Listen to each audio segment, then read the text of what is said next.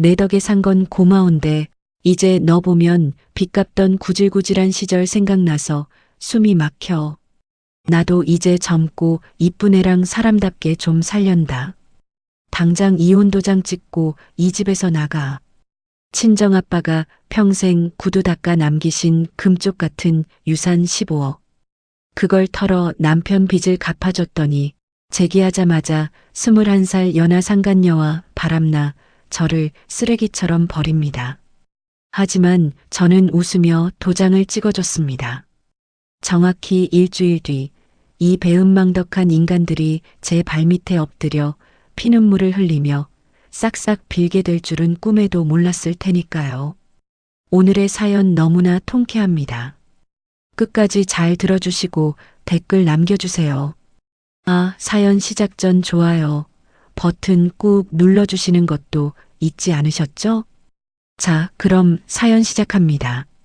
안녕하세요. 여러분, 제 이름은 김지수입니다.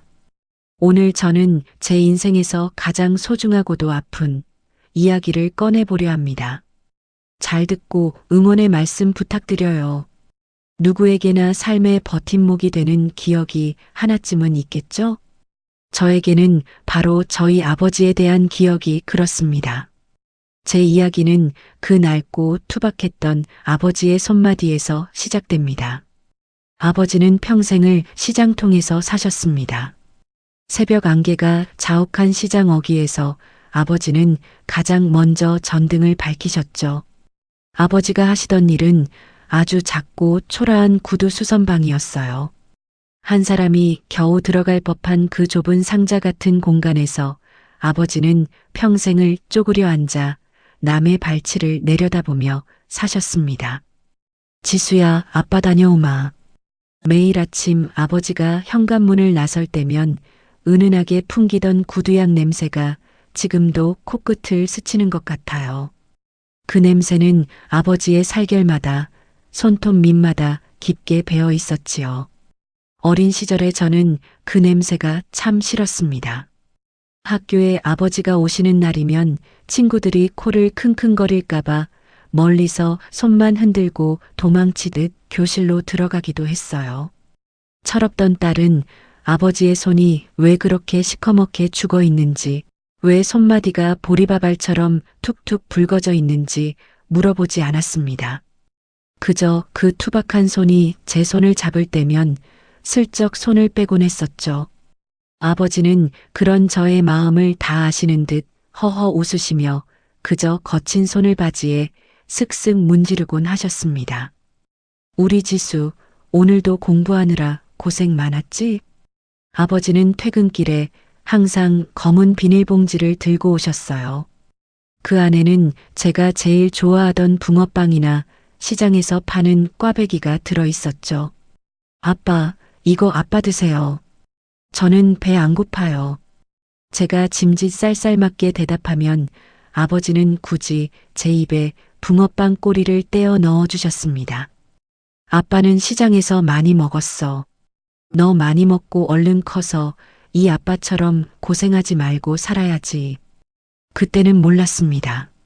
아버지가 시장에서 정말로 배불리 드셨던 게 아니라 단돈 몇백 원이라도 아껴서 제 책값을 대고 제 간식을 사오셨다는 것을요. 아버지는 평생 옷 한 벌 제대로 사입지 않으셨습니다. 여름이면 누렇게 변한 메리아스 바람으로 지내셨고 겨울이면 솜이 다 죽어 비틀어진 낡은 점퍼 하나로 추위를 견디셨죠. 여보, 당신도 옷 좀 하나 사 입어요. 보는 내가 다 안쓰러워. 어머니가 그렇게 성화를 부려도 아버지는 막무가내였습니다. 나는 이게 편해. 시장 사람들이 다 아는데 멋부려 뭐하냐? 그렇게 아버지는 자신을 위해서는 단 1원도 쓰지 않는 지독한 구두쇠로 소문이 나 있었습니다. 그런 아버지가 어느 날 병상에 눕게 되셨을 때였습니다. 평생 강철 같던 아버님도 세월의 무게 앞에서는 어쩔 도리가 없으셨나 봅니다. 야위어가는 아버지의 손을 처음으로 제가 꼭 잡았을 때 저는 그만 소리 없이 눈물을 쏟고 말았습니다. 손바닥은 거북이 등껍질처럼 딱딱하게 굳은 살이 박여 있었고 손마디는 굽어질 대로 굽어 있었습니다. 그 굽은 손마디 하나하나가 저를 대학에 보내고 시집을 보내고 사람 구실하게 만든 세월의 훈장이라는 걸 그제야 깨달았던 것이죠. 아버지는 떨리는 손으로 베개 밑에서 낡은 가죽 가방 하나를 꺼내셨습니다. 그리고는 주변을 살피시더니 저를 가까이 불러 속삭이셨어요. 지수야, 이거 받아라. 가방 안에는 낡은 통장 몇 개와 빛바랜 서류 뭉치가 들어 있었습니다. 저는 눈을 크게 뜨고 서류를 확인했습니다. 그것은 다름 아닌 시내 번화가 입구에 있는 작은 3층 상가 건물의 등기 권리증이었습니다. 아빠, 이게 다 뭐예요? 아빠가 이런 건물이 있으셨어요? 저는 믿기지 않아 되물었습니다. 아버지는 힘겹게 미소를 지으며 제 손을 덮어 잡으셨습니다. 지수야, 내가 평생 구두 닦고 집 날라서 한 푼 두 푼 모은 거다. 시장 뒤편에 땅 한 평 사두었던 게 운이 좋아서 건물을 올릴 수 있었지. 하지만 지수야, 이건 절대로 내 남편에게도 말하지 말거라. 시댁 식구들은 물론이고 그 누구에게도 이 존재를 알리지 마. 아버지의 목소리는 평소보다 더 단호하고 무거웠습니다. 왜요, 아빠? 남편도 알면 좋잖아요. 우리 이제 형편도 좀 나아질 텐데. 제가 의아해하며 묻자 아버지는 제 눈을 똑바로 응시하셨습니다. 사람 속은 알 수가 없는 법이다. 특히 돈 앞에서는 피를 나눈 형제도 남보다 못한 법이지. 이건 네가 나중에 늙어서 기댈 곳 없을 때 네 노후가 되어줄 거다. 너의 자존심이 되어줄 거고 네 목숨줄이 되어줄 게야. 아버지는 목숨줄이라는 단어를 쓰실 때 제 손을 아주 세게 쥐셨습니다. 그 투박하고 굽은 손에서 전해지는 간절함이 제 심장까지 닿는 것 같았어요. 살다 보면 생각지도 못한 모진 바람이 불 때가 있을 거다. 비가 억수같이 쏟아져서 당장 발 디딜 틈도 없을 때가 올 수도 있어. 그때 이 건물을 생각하며 버티거라. 절대로 무슨 일이 있어도 이 건물만큼은 지켜야 한다. 알겠느냐? 저는 그저 눈물을 흘리며 고개를 끄덕일 수밖에 없었습니다. 아버지가 그 건물을 마련하기 위해 보냈을 수천 번의 망치질과 수만 번의 구두 닦는 손길이 머릿속에 그려졌거든요. 그것은 단순한 부동산이 아니었습니다. 자식에게만큼은 가난을 물려주지 않겠다는 한 아버지의 처절한 투쟁의 결과물이었죠. 겨울이면 동상에 걸려 진물이 나던 아버지의 발가락과 여름이면 땀띠로 얼룩졌던 아버지의 등이 떠올랐습니다. 그 고통의 시간을 다 이겨내고 저에게 남겨주신 마지막 선물이었던 것입니다. 아빠, 걱정하지 마세요. 제가 꼭 지킬게요. 아빠의 평생이 담긴 건데 제가 어떻게 소홀히 하겠어요. 제 대답을 들으신 아버지는 그제야 안심하신 듯 깊은 한숨을 내쉬며 눈을 감으셨습니다. 얼마 지나지 않아 아버지는 돌아가셨지만 저는 그 후로도 오랫동안 아버지의 그 굽은 손마디를 잊을 수 없었습니다. 남편과 생활하면서도 저는 아버지의 유언을 가슴 깊이 새겼습니다. 우리가 전세를 전전할 때도 아이를 키우며 분유값이 부족해 쩔쩔맬 때도 저는 그 건물의 존재를 비밀로 했습니다.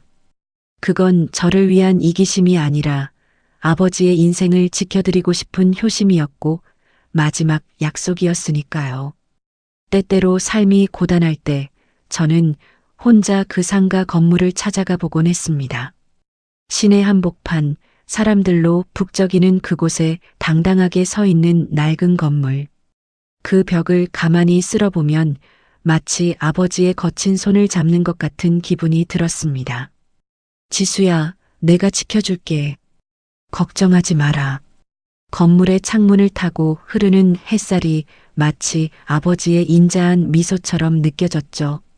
저에게 그 건물은 세상 그 어떤 보물보다 값진 아버지의 사랑 그 자체였습니다.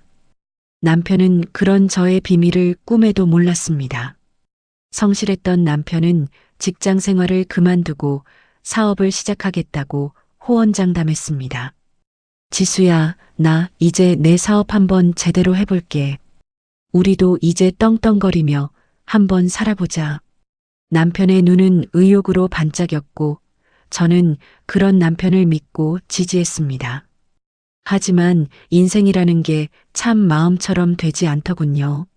아버지의 경고가 왜 그렇게 간절했는지 그때는 미처 다 알지 못했습니다.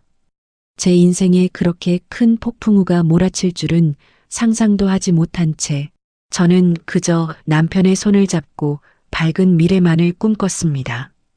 매일 밤 서재에 숨겨둔 아버지의 등기 권리증을 꺼내보며 저는 다짐했습니다. 이건 나의 마지막 보루다. 내 목숨과도 같은 것이다. 아버지가 평생을 바쳐 일궈낸 이 소중한 유산을 나는 절대로 잃지 않으리라. 하지만 사람의 운명이란 참으로 얄궂은 법입니다. 그 목숨줄을 제 손으로 놓아야만 하는 순간이 올 줄이야 누가 알았겠습니까? 행복은 유리장 같아서 깨지기 전까진 그 위태로움을 모른다고 하죠. 저희 집의 평화가 깨지는 건 정말 한순간이었습니다. 남편의 사업이 무리한 확장 끝에 부도를 맞았다는 소식을 들었을 때 제 세상은 멈춰버렸습니다. 어느 날 아침 들이닥친 사람들은 무표정한 얼굴로 집안 곳곳을 누비기 시작했습니다. 그들이 손에 든 차가운 분홍빛 종이들이 가구마다 붙기 시작했죠. 텔레비전 위에도, 우리가 함께 식사를 하던 식탁 위에도, 심지어 아이의 방, 아끼던 장난감 집 위에도 그 무시무시한 빨간 딱지가 붙었습니다. 엄마, 이거 뭐야? 왜 우리 집에 스티커 붙여? 8살 딸아이가 겁에 질린 눈으로 제 치맛자락을 붙잡고 물었습니다. 저는 아이의 눈을 가리며 애써 떨리는 목소리를 다잡아야 했죠. 별거 아니야, 우리 공주님. 이건 그냥 표시해 두는 거야. 금방 뗄 거야. 아이를 방으로 들여보내고 거실로 나왔을 때 남편은 바닥에 주저앉아 머리를 쥐어뜯고 있었습니다. 여보, 이제 어떡해? 정말 방법이 없는 거야? 제가 떨리는 목소리로 묻자 남편이 한눈으로 저를 올려다보았습니다. 지수야, 미안해. 정말 미안해. 거래처 대금은 밀렸고 직원들 월급도 못 줬어. 당장 이번 주 안에 15억을 구하지 못하면 나 정말 감옥에 가야 할지도 몰라. 남편의 목소리는 갈라져 있었고 그 단단하던 어깨는 눈에 띄게 쪼그라들어 있었습니다. 감옥이라니, 그게 무슨 소리야? 당신 정말이야? 저는 가슴이 철렁 내려앉아 남편 곁에 마주 앉았습니다. 다 내 잘못이야. 내가 너무 욕심을 부렸어. 당신이랑 우리 딸 고생 안 시키려고 시작한 일인데 오히려 길거리에 나앉게 생겼으니. 남편은 제 손을 붙잡고 어린아이처럼 엉엉 울기 시작했습니다. 지수야, 나 어떻게 해야 할까? 나 이대로 무너지면 우리 가족 다 죽어. 나 정말 죽고 싶어. 죽고 싶다는 그 말 한마디에 제 심장이 덜컥 내려앉았습니다. 평소 자존심 강하던 남편이 제 앞에서 무릎까지 꿇으며 비는 모습을 보니 가슴이 찢어지는 것 같았죠. 밤새 잠 한숨 자지 못하고 거실을 서성였습니다. 거실벽에 걸린 아버지의 사진이 저를 내려다보는 것 같았습니다. 아버지가 돌아가시며 그토록 당부하셨던 말씀이 귓가를 맴돌았죠. 이건 내 목숨줄이다. 절대로 무슨 일이 있어도 지켜야 한다. 저는 서랍 깊숙한 곳에 숨겨두었던 아버지의 상가 건물 등기 권리증을 꺼내 들었습니다. 손끝이 벌벌 떨렸습니다. 이 종이 한 장에 아버지의 한평생이, 그 굽은 손가락의 고통이 고스란히 담겨 있는데 이걸 팔아서 남편의 빚을 갚아줘야 한다니 저는 아버지 사진 앞에 털썩 주저앉았습니다. 아버지, 저 어떡해요? 아버지가 어떻게 모으신 돈인데. 이거 팔면 저 정말 아버지 배신하는 거잖아요. 그런데 남편이 죽겠대요. 우리 딸이 길거리에 나앉게 생겼는데 제가 어떻게 모른 척을 해요. 저는 아버지 사진을 가슴에 품고 한참을 오열했습니다. 사진 속 아버지는 아무런 대답도 없으셨지만 그 인자한 미소가 저를 꾸짖는 것만 같아 고개를 들 수 없었습니다. 한참을 울다 보니 눈앞이 흐릿해지고 가슴이 답답해져 왔습니다. 하지만 마냥 울고만 있을 수는 없었습니다.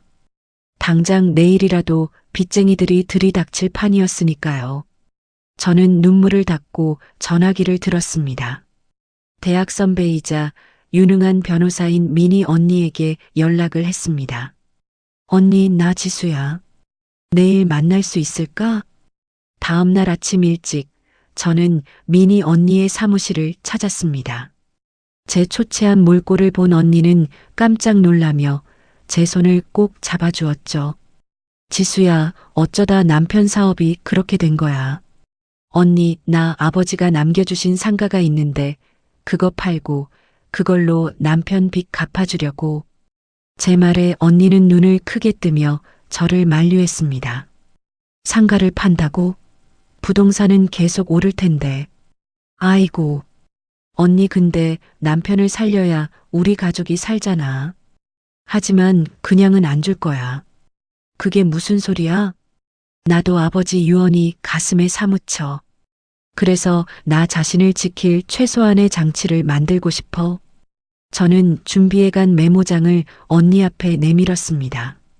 상가 판 돈 15억 원. 이건 남편에게 그냥 주는 게 아니라 빌려주는 형식으로 하고 싶어. 그리고 공증도 확실히 받을 거야. 남편이 제기하면 반드시 갚아야 한다는 조건. 그리고 만약 우리 관계에 문제가 생기면 즉시 상환한다는 특약도 넣을 수 있을까? 미니 언니는 제 차분한 태도에 놀란 듯 안경을 고쳐 썼습니다. 너 정말 독해졌구나. 하지만 잘 생각했어. 부부 사이라도 돈 문제는 확실히 해야 해. 그리고 하나 더 있어, 언니. 남편이 다시 사업을 시작하게 되면 그 회사의 핵심 기술이나 특허권, 그리고 사무실 명예 같은 것들을 내가 만든 1인 법인 소유로 해두고 싶어. 남편은 경영만 하고 소유권은 내가 쥐고 있는 방식 말이야. 혹시라도 남편이 나중에 딴 마음을 품거나 사업이 또 잘못될 때를 대비해서 말이야. 저는 무서웠습니다. 아버지가 말씀하신 모진 바람이 지금 이 순간인지 아니면 나중에 찾아올 더 큰 시련인지 알 수 없었으니까요. 지수야, 네가 남편을 정말 사랑하지만 한편으로는 냉정하게 미래를 보고 있구나. 미니 언니는 제 요청대로 서류를 꼼꼼하게 작성해 주었습니다. 이 서류들 남편한테 사인 받아올 수 있겠어? 남편이 조금 기분 나빠할 수도 있어. 아니, 지금 남편은 지푸라기라도 잡고 싶은 심정일 거야. 지금 당장 돈이 없어서 이 제안을 거절하지 못하겠지. 저는 가방 속에 묵직한 서류 뭉치를 챙겨 넣었습니다. 이것이 제 마지막 자존심이자 아버지가 말씀하신 진짜 목숨줄이 될 것임을 직감했습니다. 집으로 돌아오는 길, 저는 다시 한번 시내에 있는 아버지의 건물을 보러 갔습니다. 오늘따라 건물의 낡은 벽돌들이 더 서글퍼 보였습니다. 아버지, 죄송해요. 하지만 저 잘하고 있는 거 맞죠? 이 돈으로 남편을 살리고 다시 우리 가족 웃으며 살 수 있게 만들게요. 저는 건물을 향해 마음속으로 깊이 절을 올렸습니다. 이제 이 건물은 제 손을 떠나겠지만 그 가치는 다른 형태로 제 곁에 남을 것입니다. 집에 도착하니 남편은 여전히 술병을 앞에 두고 멍하니 앉아 있었습니다. 저는 조용히 남편 앞에 서류를 내밀었습니다. 여보, 나 할 말이 있어. 사실 아버지가 돌아가시기 전에 나에게 주신 상가 건물이 있어. 여보에게는 말 못했어. 진짜 필요한 일 생기거나 우리가 나중에 노후에 쓸 자금이 필요하면 말하려고 했거든. 근데 지금이 이 아버지 유산이 쓰일 꼭 필요한 시기인 것 같아. 이거 팔고 여보 빚 갚자. 남편의 눈이 순식간에 번뜩였습니다. 정말이야? 지수야, 정말 고마워. 내가 평생 너한테 잘할게. 남편은 제 손을 잡고 뛸 듯이 기뻐했습니다. 하지만 저는 차가운 목소리로 말을 이었습니다. 대신 조건이 있어. 이 서류들에 사인해. 응, 알았어. 당연히 사인해야지. 지수야, 정말 고마워. 남편은 대강 훑어보고는 서둘러 서류 마디마디에 도장을 찍고 서명을 했습니다. 우리는 그렇게 아버지의 유산을 팔아 빚을 청산하고 새로운 출발을 약속했습니다. 남편은 다시 일어설 수 있다는 희망에 부풀어 있었고 저는 그런 남편을 보며 미소를 지었습니다. 하지만 가슴 한구석은 여전히 뻥 뚫린 듯 시려왔습니다. 아버지의 굽은 손마디가 남긴 그 보물이 이제는 종이 조각이 되어 제 손에 들려 있었습니다. 이 선택이 우리 가족을 구원할 불씨가 될지 아니면 더 큰 비극의 시작이 될지 저는 알지 못했습니다. 그저 남편의 손을 잡고 다시 한 걸음을 내디딜 뿐이었습니다. 그런데 돈은 참으로 무서운 것이더군요. 불과 얼마 전까지만 해도 제 발등에 떨어진 불을 꺼달라며 무릎을 꿇고 울먹이던 남편의 모습은 이제 기억조차 나지 않는 모양입니다. 제 희생으로 마련한 자금으로 빚을 갚고 남편은 다시금 IT 사업에 매진했습니다. 운이 좋게도 남편이 개발하던 플랫폼이 대형 포털 사이트에 눈에 띄면서 회사는 그야말로 수직 상승을 하기 시작했죠. 그렇게 가슴을 조이던 빚더미에서 벗어나 드디어 살만한 날이 왔다고 생각했습니다. 이제는 우리 딸과 함께 그리고 고생한 남편과 함께 앞만 보고 행복할 일만 남았다고 믿었지요. 하지만 제 기대는 너무나도 순진한 것이었습니다. 어느 날부터인가 남편의 퇴근 시간이 점점 늦어지기 시작했습니다. 예전에는 아무리 바빠도 집에 오면 여보, 나왔어라며 저를 먼저 찾던 사람이었는데 말이죠.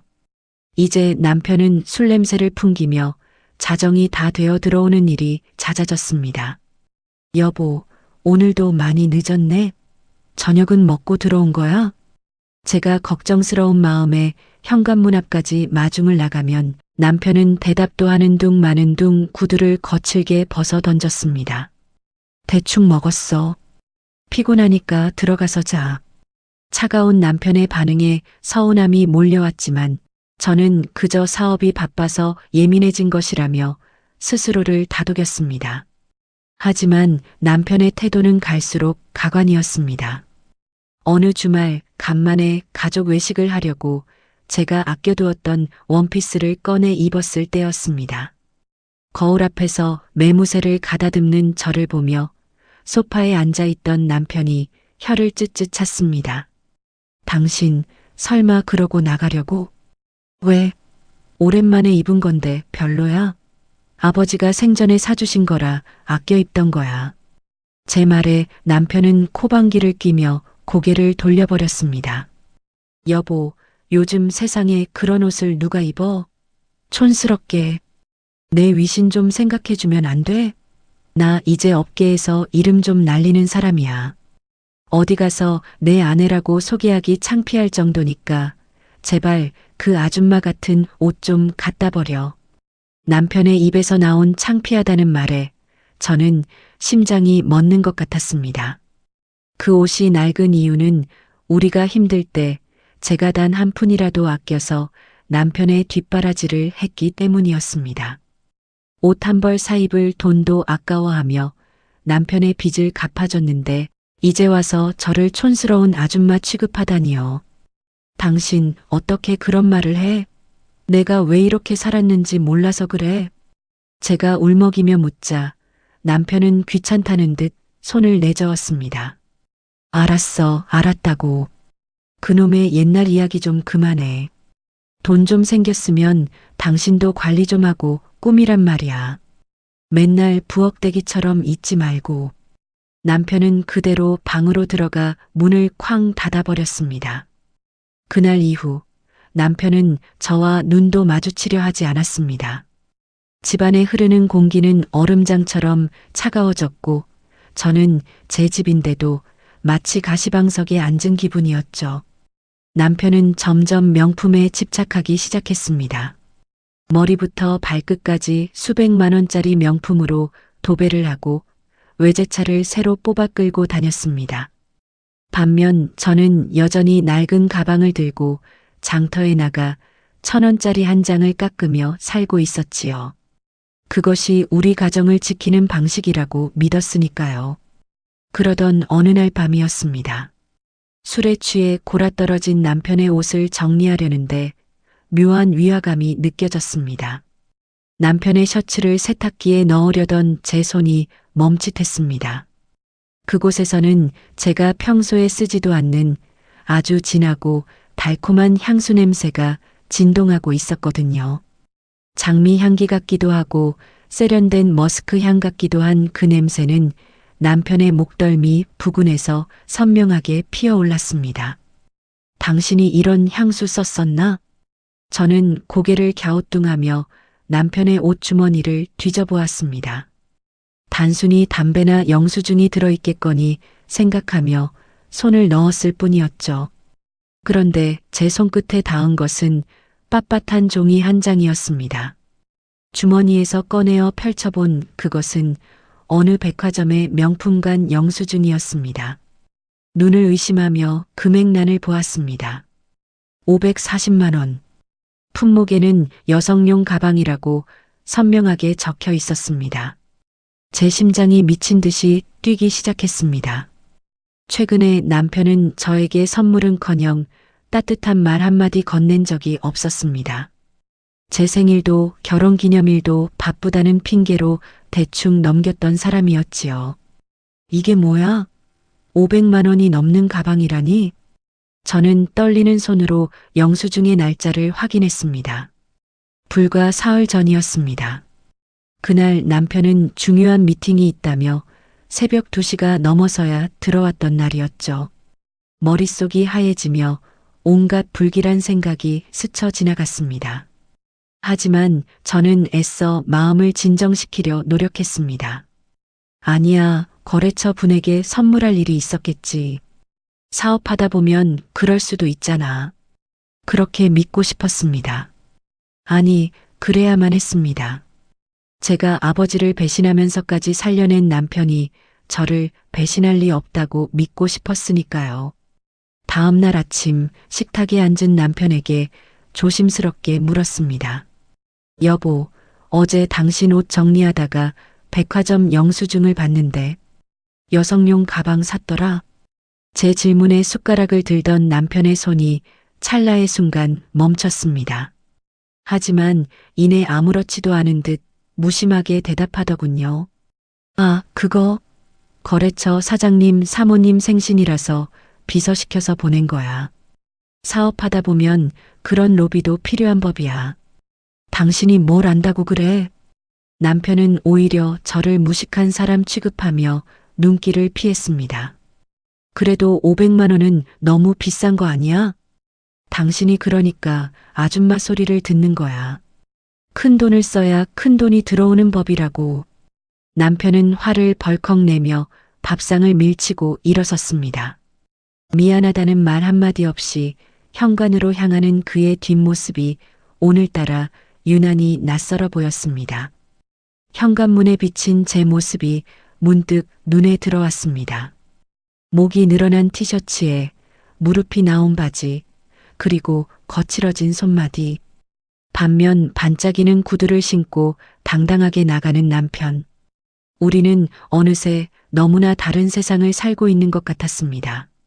그가 나간 뒤 거실에 홀로 남은 저는 남편이 벗어둔 셔츠에 코를 갖다 대 보았습니다.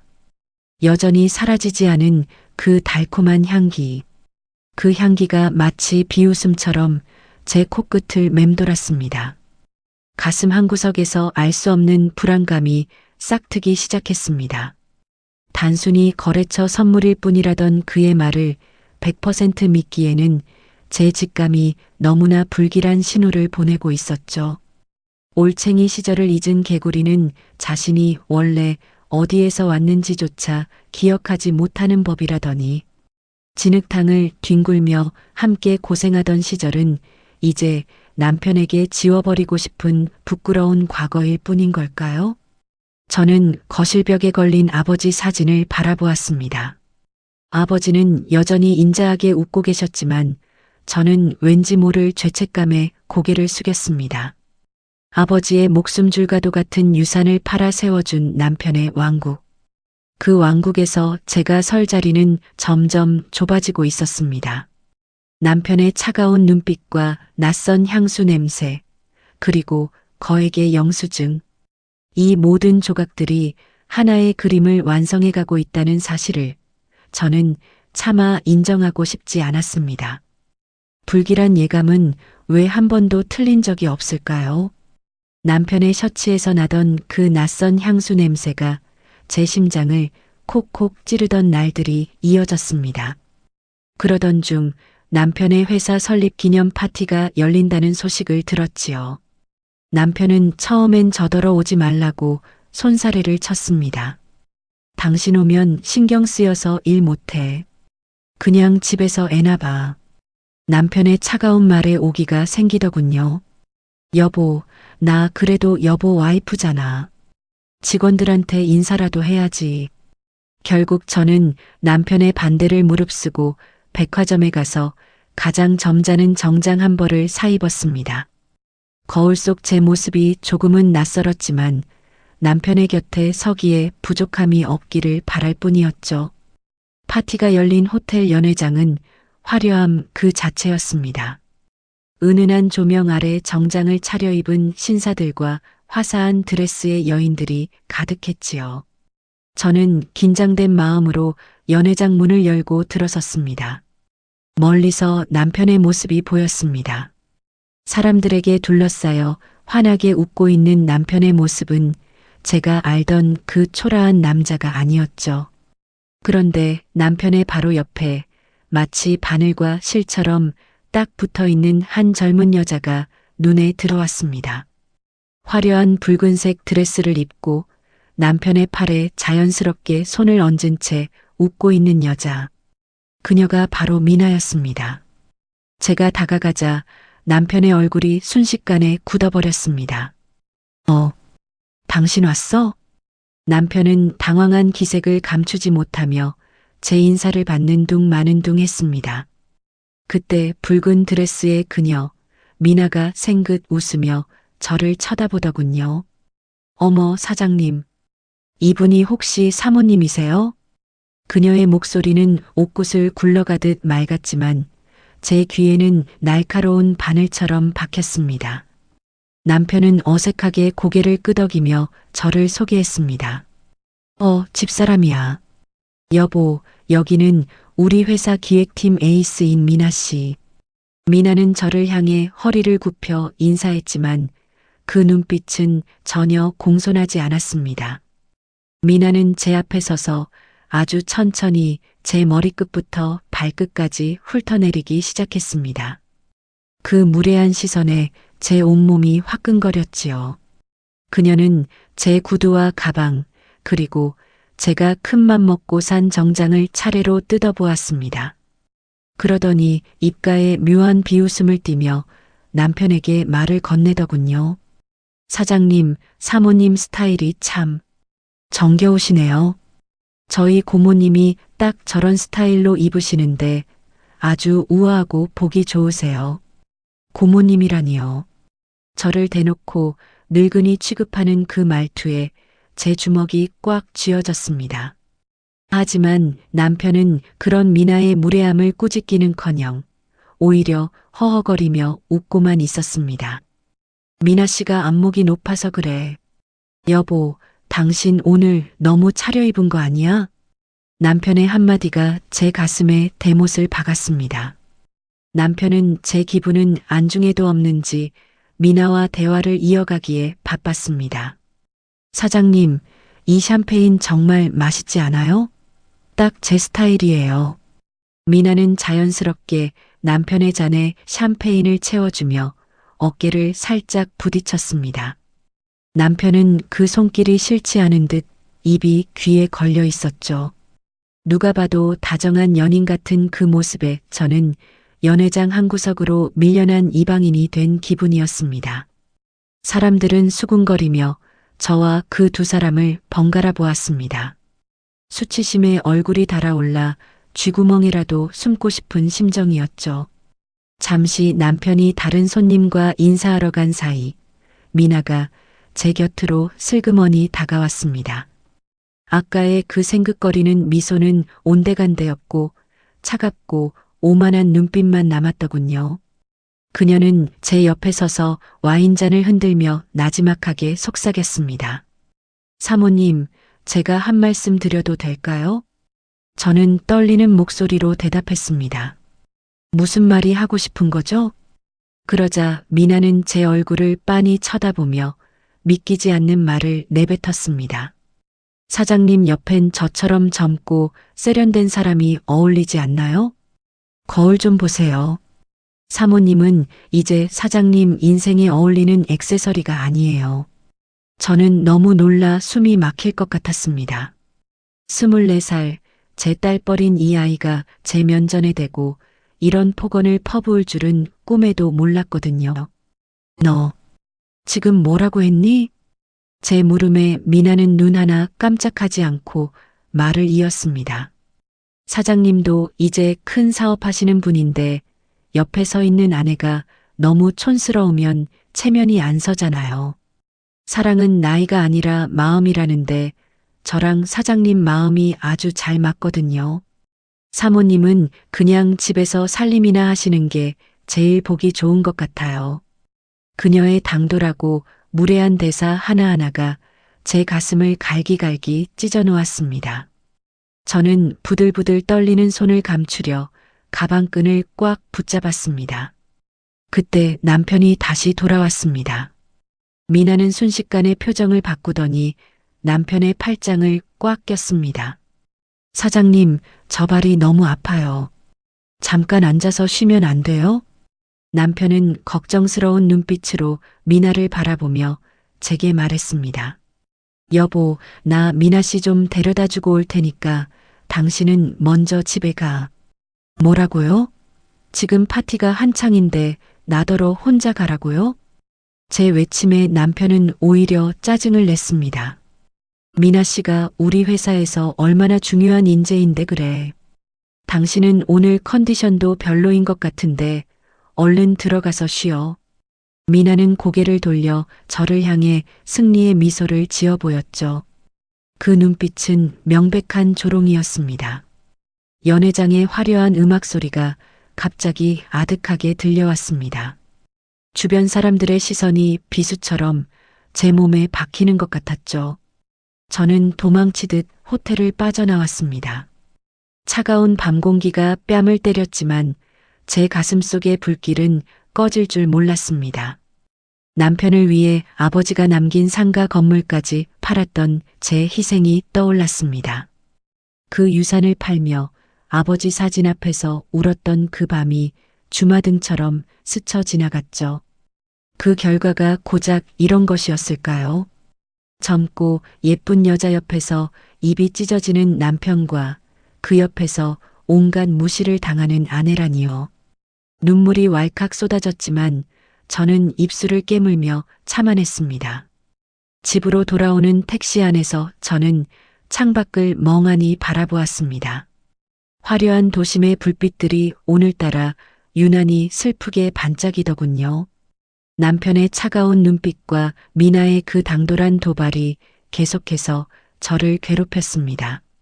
나랑 사장님 마음이 아주 잘 맞거든요. 그 말이 비수가 되어 제 심장에 박혔습니다. 우리가 함께했던 고난의 시간은 남편에게 아무런 의미도 없었던 걸까요?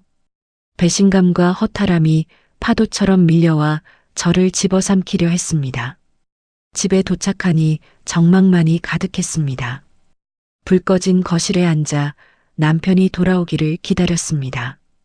적막한 어둠 속에서 저는 깨달았습니다. 이제 더 이상 부정할 수 없는 진실 앞에 서 있다는 것을요. 그날 밤 거실의 시계 소리가 평소보다 유난히 크게 들렸습니다. 째깍거리는 소리가 마치 제 심장을 갉아먹는 소리처럼 느껴져 한숨도 잘 수 없었습니다. 새벽 3시가 다 되어서야 현관문 도어락 소리가 들렸습니다. 남편은 술 냄새와 함께 그 불쾌하고 달콤한 향기를 풍기며 들어왔죠. 비틀거리는 남편을 향해 제가 불을 켜자 그는 눈을 찌푸리며 짜증부터 냈습니다. 아이씨, 놀래라.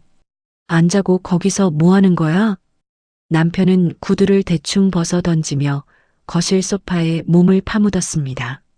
저는 떨리는 입술을 깨물며 남편 앞에 섰습니다. 여보, 당신 오늘 그게 무슨 짓이야?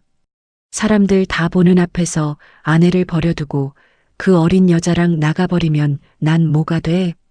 제 물음에 남편은 넥타이를 거칠게 풀어 헤치며 비웃음을 날렸습니다. 뭐가 되긴 뭐가 돼. 미나 씨 발이 아프다니까 데려다 준 거지.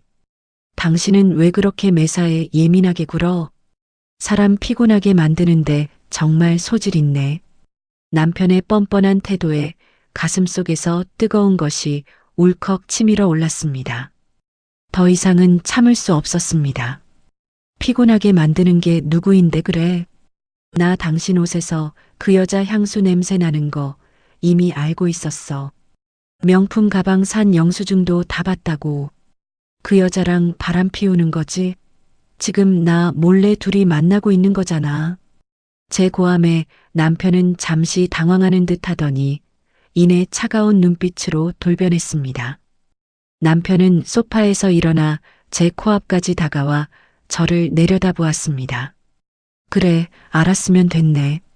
숨기기도 귀찮았는데 잘 됐어. 너무나 당당하게 외도를 시인하는 남편의 모습에 저는 머리를 한 대 맞은 것 같았습니다. 당신, 어떻게 그렇게 뻔뻔해? 당신 사업 망해서 죽겠다고 할 때 내가 어떻게 했어? 우리 아버지 유산까지 팔아서 당신 빚 갚아준 거 벌써 잊었어? 그 돈 아니었으면 당신 지금 감옥에 있을 사람이야. 제가 울분을 토해내자 남편의 얼굴이 험악하게 일그러졌습니다. 남편은 제 어깨를 거칠게 밀치며 소리를 질렀습니다. 그놈의 돈 이야기 좀 그만해. 귀에 못이 박히겠다. 그래, 네 돈으로 빚 갚은 거 고마워. 그건 인정해. 근데 지수야, 너 그거 알아? 너만 보면 내가 비굴했던 시절이 생각나서 숨이 막혀. 무릎 꿇고 빌면서 너한테 매달리던 내 모습이 떠올라서 죽고 싶단 말이야. 남편의 입에서 나온 말들은 칼날이 되어 제 심장을 난도질했습니다. 내가 구걸해서 얻은 돈으로 재기했다는 사실이 내 자존심을 짓밟는다고. 너는 내 아내가 아니라 내 과거의 오점 같아. 너랑 같이 있으면 내가 성공한 사장이 아니라 다시 그 밑바닥 구두 닦기 사위로 돌아가는 기분이야.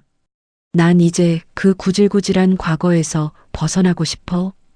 너랑 함께했던 그 가난하고 찌질했던 시절을 통째로 지워버리고 싶단 말이야. 배은망덕도 유분수지. 어떻게 이런 말을 내뱉을 수 있을까요? 저는 기가 막혀 헛웃음이 나왔습니다. 그래서 그 어린 여자랑 바람을 피운 거야? 그 여자는 당신의 화려한 모습만 아니까 당신 자존심을 세워줘서. 제 비아냥에 남편은 눈을 번뜩이며 악을 썼습니다. 그래, 미나 씨는 나를 성공한 남자로만 봐줘. 네가 해준 15억? 그 돈 미나 씨랑 있으면 하루아침에 벌 수 있을 것 같아.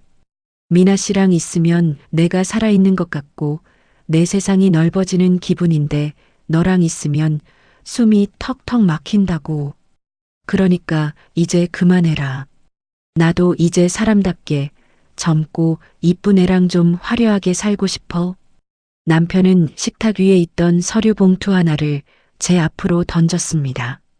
이게 뭐야? 이혼 서류야. 도장 찍어. 뭐? 이혼? 저는 제 귀를 의심했습니다. 당신 정말 미쳤구나. 빚 갚아주고 살려놓으니까 이제 이혼을 하자고?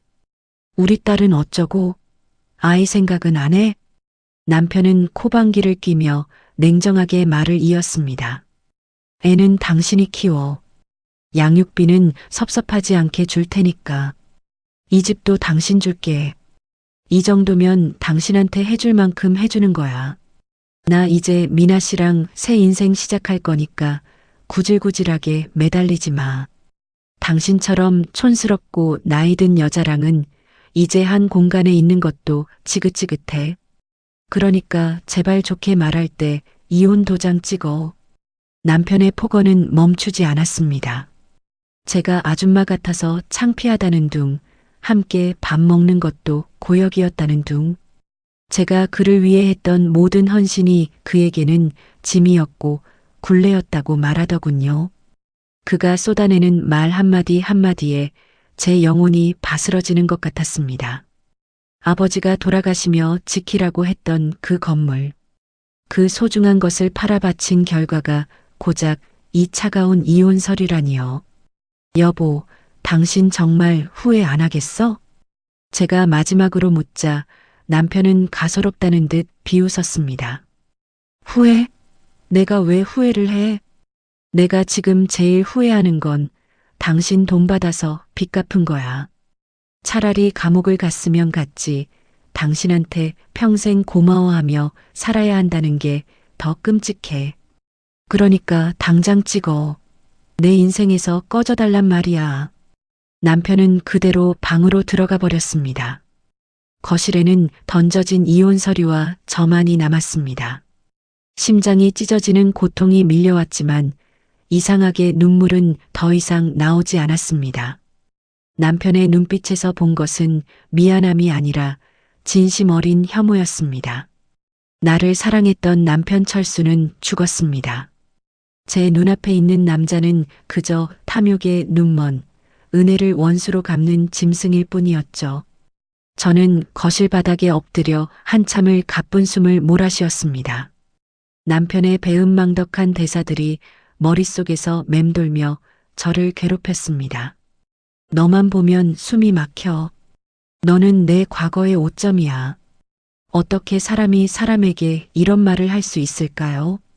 우리가 함께 보낸 15년의 세월이 단 15분 만에 쓰레기통에 처박힌 기분이었습니다. 어둠이 짙게 깔린 거실에서 저는 이혼 서류를 빤히 쳐다보았습니다. 남편은 제가 울며 불며 매달릴 거라 생각했겠죠. 자신이 준 아파트 한 채에 감지덕지하며 물러날 거라 믿었을 겁니다. 하지만 그는 큰 착각을 하고 있었습니다. 저는 아버지가 시장통에서 평생을 버티며 키운 딸입니다. 모진 바람이 불수록 더 단단해지는 법을 저는 이미 몸소 배웠거든요. 가슴 한구석에서 서늘한 냉기가 돌기 시작했습니다. 슬픔은 어느덧 분노로 바뀌었고 그 분노는 다시 차가운 이성으로 변해갔습니다. 남편이 그토록 잊고 싶어하는 구질구질한 과거, 그리고 그가 그토록 가지고 싶어하는 화려한 미래, 그 미래가 과연 그의 생각처럼 탄탄대로일지 저는 궁금해졌습니다. 저는 서재로 들어가 조용히 컴퓨터를 켰습니다. 그리고 서랍 깊숙한 곳에 보관해 두었던 파일 하나를 꺼냈습니다. 그것은 남편이 빚을 갚을 당시 기쁜 마음으로 서명했던 바로 그 공증 서류였습니다. 이제 그가 그토록 경멸하던 구질구질한 과거가 어떤 힘을 발휘할지 보여줄 때가 온 것 같았습니다. 남편의 고함 소리가 멈춘 고요한 집안. 저는 밤새도록 거실에 앉아 이혼 서류를 응시했습니다. 남편은 제가 이 도장을 찍는 순간 자신이 승리자가 될 거라 확신하고 있겠지요. 미나라는 여자와 함께 장밋빛 미래를 꿈꾸며 단잠에 빠져 있을 그를 생각하니 헛웃음이 났습니다. 그래, 당신이 원하는 대로 해줄게. 저는 나지막이 움츠렸습니다. 그 목소리는 떨림 하나 없이 차갑고 단단했습니다. 아버지가 남겨주신 마지막 목숨줄. 그것을 끊어버린 것은 제가 아니라 바로 남편 자신이었습니다. 그가 제 가슴에 박은 대못은 이제 그대로 그에게 돌아갈 것입니다. 저는 펜을 들어 이혼 서류 위에 제 이름을 정성스럽게 적어 넣었습니다. 한자 한자 적을 때마다 남편에 대한 마지막 정조차 깨끗이 씻겨 내려가는 기분이었습니다. 이혼 도장을 찍는 소리가 거실에 울려 퍼졌습니다. 남편은 이제 제가 완전히 무너졌다고 생각하겠죠. 하지만 이것은 끝이 아니라 시작이었습니다. 은혜를 원수로 갚은 남자의 말로가 어떠한지 저는 제 눈으로 똑똑히 지켜볼 작정이었습니다. 어둠 속에서 제 눈은 그 어느 때보다 날카롭게 빛나고 있었습니다. 남편이 그토록 원하던 젊고 이쁜 애와의 삶이 얼마나 비싼 대가를 치러야 하는지 그는 곧 알게 될 것입니다. 날이 밝았습니다. 간밤의 폭풍우가 지나간 거실은 적막하기만 했지요. 저는 정갈하게 옷을 갈아입고 식탁 앞에 앉았습니다. 제 앞에는 어젯밤 남편이 내던진 이혼 서류가 놓여 있었죠. 잠시 후 방문이 열리고 남편이 부스스한 모습으로 나왔습니다. 그는 제가 울며 불며 매달리고 있을 거라 예상했는지 제 담담한 표정을 보고 멈칫하더군요. 앉았어? 남편이 껄끄러운 듯 목소리를 가다듬으며 물었습니다. 저는 아무 말 없이 서류를 남편 쪽으로 밀어 넣었습니다. 원하는 대로 도장 찍었어. 받아가. 남편은 눈을 크게 뜨며 서류를 낚아채듯 가져갔습니다. 서류 하단에 선명하게 찍힌 제 도장을 확인한 그의 얼굴에 순간적인 당혹감이 스쳤습니다. 정말 찍었네? 당신 웬일이야? 한바탕 난리를 피울 줄 알았더니 남편은 믿기지 않는다는 듯 저를 빤히 쳐다봤습니다. 저는 차가운 물 한 모금을 마시고 남편의 눈을 똑바로 응시했습니다. 구질구질한 과거는 잊고 싶다며? 나도 당신 같은 사람하고 더 이상 엮이고 싶지 않아. 대신 하나만 묻자. 정말 후회 안 하겠어? 제 물음에 남편은 피식 비웃음을 흘렸습니다. 후회? 내가 아까도 말했잖아. 내 인생에서 당신이라는 오점을 지우는 건데 내가 왜 후회를 해? 이제야 진짜 내 세상을 만난 기분인데 말이야. 남편은 서류를 소중하게 품에 넣으며 기세등등하게 거실을 활보했습니다. 그때였습니다. 초인종 소리가 요란하게 울리더군요. 문 앞에 서 있는 사람은 다름 아닌 미나였습니다. 그녀는 벌써 이 집의 안주인이라도 된 양 남편의 구두 옆에 자신의 화려한 하이힐을 벗어놓으며 들어왔습니다. 자기야, 도장 받았어? 미나는 남편의 팔에 매달리며 콧소리를 냈습니다. 남편은 보란듯이 그녀의 어깨를 감싸 안으며 이혼 서류를 흔들어 보였습니다. 그럼 이 철수가 누군데? 여기 봐, 깔끔하게 끝냈어.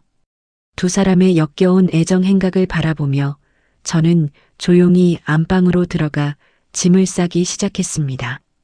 미나는 제 뒤를 졸졸 따라오더니 침대 머리맡에 서서 저를 비웃었습니다. 어머, 아줌마. 아직도 안 나가셨어요? 이제 여기는 제 집이니까 얼른 짐 싸서 나가주세요. 아, 참. 비싼 건 두고 가셔야 하는 거 알죠? 이 집이랑 가구들 다 우리 사장님 돈으로 산 거잖아요.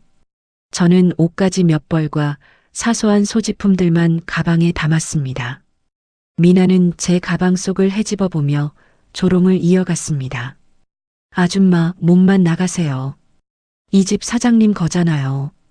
그동안 사장님 덕분에 호강하고 사셨으면 됐지. 욕심 부리면 못 써요. 저는 짐을 싸던 손을 멈추고 고개를 들어 미나를 바라보았습니다.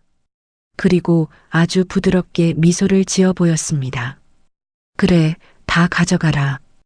이 집도 가구들도 그리고 저 남자까지. 너희 둘이 여기서 얼마나 행복하게 사는지 내 꼭 지켜볼게. 제 의외의 반응에 미나는 당황한 듯 눈을 가늘게 떴습니다. 뭐야, 왜 그렇게 웃어요? 기분 나쁘게. 아줌마 미쳤어요? 쫓겨나면서 뭐가 좋다고 웃어? 저는 대답 대신 가방 지퍼를 닫고 자리에서 일어났습니다. 거실로 나오니 남편이 거드름을 피우며 소파에 앉아 있더군요. 여보, 아니, 이제 여보라고 부를 일도 없겠네. 당신이 원하던 자유 마음껏 누려봐. 대신 나중에 딴소리하기 없기다. 남편은 제 말이 우스운지 코방귀를 뀌었습니다. 걱정 마셔. 내가 당신을 다시 찾을 일은 죽어도 없을 테니까. 가서 그 구질구질한 친정집이나 알아보지 그래. 저는 마지막으로 집안을 한번 둘러보았습니다. 제가 정성 들여닫고 광냈던 공간들이 이제는 낯설게만 느껴졌습니다. 현관문을 나서기 전 저는 남편을 향해 한마디를 덧붙였습니다. 그래, 꼭 그 마음 변치 마. 일주일 뒤에도 지금처럼 당당했으면 좋겠네. 남편은 제 말의 의미를 전혀 깨닫지 못한 채 미나를 품에 꼭 안으며 손을 휘휘 저었습니다. 빨리 나가기나 해. 재수없게 무슨 악담이야? 철컥 문이 닫히는 소리가 들렸습니다. 복도에 홀로 서자 차가운 정적이 저를 감쌌습니다. 하지만 이상하게도 마음은 한없이 가벼웠습니다.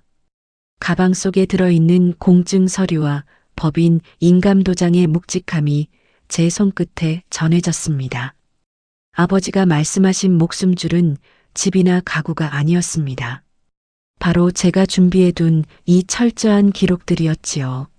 집안에서는 벌써 와인 잔이 부딪히는 소리가 들려왔습니다.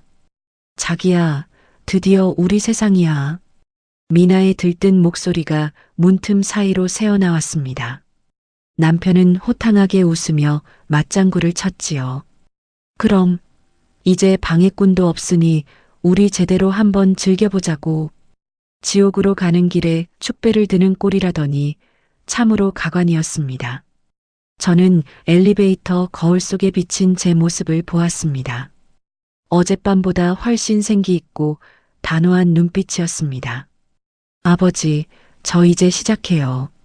아버지가 남겨주신 지혜로 저 배은망덕한 인간들에게 진짜 세상이 어떤 곳인지 보여줄게요. 저는 미련 없이 아파트 단지를 빠져나와 미리 예약해둔 호텔로 향했습니다. 차가운 밤바람이 불어왔지만 제 가슴속은 이미 뜨거운 불길이 타오르고 있었습니다. 남편과 미나는 지금 이 순간 세상의 주인공이 된 기분이겠지요. 남편은 자신이 그토록 혐오하던 과거를 지웠다고 믿을 것이고 미나는 성공한 남자의 안주인이 되었다고 확신할 것입니다. 하지만 공든 탑이 무너지는 데는 그리 오랜 시간이 걸리지 않습니다. 특히 그 탑의 기초가 다른 사람의 희생과 눈물로 만들어진 것이라면 더욱 그렇겠지요. 그들이 마시는 와인이 얼마나 쓰디쓴 눈물이 되어 돌아올지 저는 벌써부터 기대가 되었습니다. 호텔방에 도착해 짐을 푼 저는 미니 언니에게 전화를 걸었습니다. 언니 나야. 도장 찍어줬어. 응, 짐 다 싸서 나왔어. 이제 시작하자. 법원에 서류 제출해줘. 전화를 끊고 창밖의 야경을 내려다보았습니다. 저 멀리 남편과 함께 살던 아파트의 불빛이 보였습니다. 일주일. 그 짧은 시간이 지나면 저 불빛 아래서 곡소리가 터져 나오겠지요. 남편은 의아해했을 겁니다. 왜 제가 아무런 저항도 하지 않고 재산 분할도 요구하지 않은 채 순순히 나갔는지 말이죠. 그는 제가 가진 패가 무엇인지 상상조차 하지 못하고 있었습니다. 그저 제가 무기력하게 패배했다고 생각하며 승리감에 도취해 있을 뿐이었죠. 하지만 진짜 싸움은 상대방이 방심했을 때 시작되는 법입니다. 저는 조용히 침대에 누워 눈을 감았습니다. 내일부터는 정말 바빠질 것입니다. 은행에서, 세무서에서, 남편의 회사로 경고장들이 날아가기 시작할 테니까요. 남편이 그토록 사랑하는 돈과 위신, 그리고 젊은 여자. 그 모든 것들이 신기루처럼 사라질 때, 과연 그는 어떤 표정을 지을까요? 생각만 해도 가슴 한구석이 서늘해지면서도 묘한 긴장감이 돌았습니다. 아버지가 주신 이 기회를 저는 절대로 놓치지 않을 것입니다. 잠이 오지 않는 밤, 저는 아버지의 굽은 손마디를 떠올렸습니다. 그 고단했던 세월이 헛되지 않도록 저는 아주 정밀하고 차갑게 복수를 완성해 나갈 것입니다. 지금쯤 남편은 미나의 품에서 달콤한 꿈을 꾸고 있겠지요. 그 꿈이 악몽으로 변하는 순간까지 단 일주일의 시간이 남았습니다. 딱 일주일이었습니다. 폭풍 전야의 고요함이라는 말, 참 무섭죠? 제가 짐을 싸서 나온 뒤 세상은 아무 일도 없었다는 듯 평온하게 흘러갔습니다. 하지만 그건 겉모습일 뿐이었지요. 저는 호텔방에 앉아 차분하게 시계를 보며 그들이 누리고 있을 마지막 만찬을 상상했습니다. 그 시각 남편과 미나는 아마 축배를 들고 있었을 겁니다. 방해꾼인 제가 사라진 그 넓은 아파트에서 남편은 세상을 다 가진 기분이었겠지요. 거실 소파에 길게 누워 미나가 건네는 비싼 와인을 마시며 제가 닦아놓은 평화를 온전히 제 것인 양 즐겼을 겁니다. 자기야, 이제 진짜 우리 둘뿐이야. 미나의 그 간드러지는 목소리가 온 집안을 울리고 있었겠지요. 하지만 침묵의 일주일이 흐른 월요일 아침, 남편의 화려한 성벽에 첫 번째 균열이 가기 시작했습니다. 출근 준비를 하던 남편은 평소처럼 단골 카페에서 커피를 주문하고 카드를 내밀었을 겁니다. 손님, 한도 초과라고 나오는데요. 점원의 말에 남편은 코웃음을 쳤겠지요. 한도 초과라니? 이 카드가 어떤 카드인데?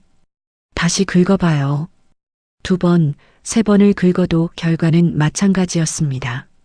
당황한 남편이 서둘러 휴대폰으로 은행 앱을 켰을 때 그의 눈앞에는 믿을 수 없는 문구가 떠 있었습니다. 해당 계좌는 법원의 명령에 의해 압류 및 거래 중지 상태입니다. 남편의 손이 덜덜 떨리기 시작했겠지요. 하나가 아니었습니다.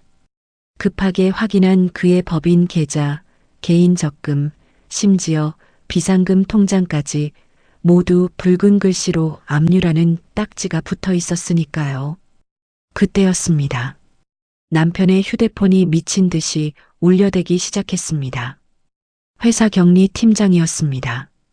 사장님, 지금 회사 법인 카드가 전부 정지됐습니다. 거래처 대금 결제도 안 되고 당장 오늘 나갈 급여 이체도 막혔어요. 도대체 무슨 일이 생긴 걸까요? 남편은 대답할 말조차 찾지 못한 채 멍하니 서 있었을 겁니다. 그 시각 집에서는 미나가 비명을 지르고 있었겠지요. 현관문 앞에 산더미처럼 쌓인 우편물 때문이었습니다. 그녀가 짜증 섞인 손길로 뜯어본 노란색 봉투 안에는 무시무시한 제목의 서류들이 들어 있었습니다. 채무이행 독촉장, 부당이득 반환 청구 소송 소장, 부동산 및 채권 가압류 통지서. 미나의 전화를 받고 집으로 달려온 남편은 거실 바닥에 흩어진 서류들을 보며 정신을 잃을 뻔했을 겁니다. 그 서류들 가장 윗부분에는 제가 남편에게 사인을 받았던 그 공증 서류 사본이 첨부되어 있었죠. 이게 뭐야? 지수, 이 여자가 대체 무슨 짓을 한 거야? 남편이 악을 쓰며 서류를 읽어 내려갔습니다. 서류에는 제가 미니 언니와 함께 치밀하게 준비했던 특약의 내용이 아주 명확하게 적혀 있었습니다. 첫째, 상가 매각 대금 15억 원은 아내 지수가 남편에게 대여한 금액임을 명시한다. 둘째, 이 대여금의 상환 기일은 채권자가 임의로 정하며 채권자가 원할 경우 별도의 절차 없이 즉시 상환 의무가 발생한다. 셋째, 상환이 지연될 경우 연 5%의 지연 이자를 가산하며 아내는 남편의 모든 자산에 대해 즉각적인 강제 집행 권한을 가진다. 대여, 이게 빌린 돈이라고? 남편은 머리를 쥐어뜯으며 소리쳤습니다. 그때는 그냥 형식적인 거라고 했잖아. 마누라가 남편 빚 갚아준 게 무슨 대여야. 하지만 법은 감정에 호소하는 남편의 편이 아니었습니다. 그가 직접 도장을 찍고 지장을 눌렀던 그 서류는 이제 세상에서 가장 날카로운 칼날이 되어 그의 목을 겨누고 있었죠. 15억 원. 거기에 그동안의 법정 이자까지 합치면 그가 당장 토해내야 할 돈은 상상을 초월했습니다. 미나는 옆에서 사색이 되어 떨고 있었습니다. 자기야, 이거 진짜야? 15억을 다 갚아야 한다고? 미나의 목소리에서 예전의 애교는 찾아볼 수 없었습니다. 오로지 자신의 이익이 사라질까봐 전전긍긍하는 탐욕스러운 본성만 남았죠. 남편은 그런 미나를 돌아볼 여유조차 없었습니다. 남편은 거실 바닥에 주저앉아 소장을 읽고 또 읽었습니다. 하지만 읽으면 읽을수록 탈출구는 보이지 않았을 겁니다. 그는 아마 생각했겠지요. 단순히 제가 집을 나가면 모든 것이 끝날 줄 알았다고요. 제가 아줌마처럼 순진해서 그가 던져준다던 아파트 한 채에 만족하며 물러날 줄 알았을 겁니다. 하지만 제가 남긴 이 서류들은 제가 15년 동안 그를 위해 했던 헌신이 결코 공짜가 아니었음을 증명하고 있었습니다. 남편의 사업 자금, 그가 타고 다니는 외제차, 미나에게 사준 명품 가방들. 그 모든 것의 뿌리가 사실은 제 돈, 아니 저희 아버지의 피땀 어린 유산이었다는 사실을 법이 말해주고 있었습니다.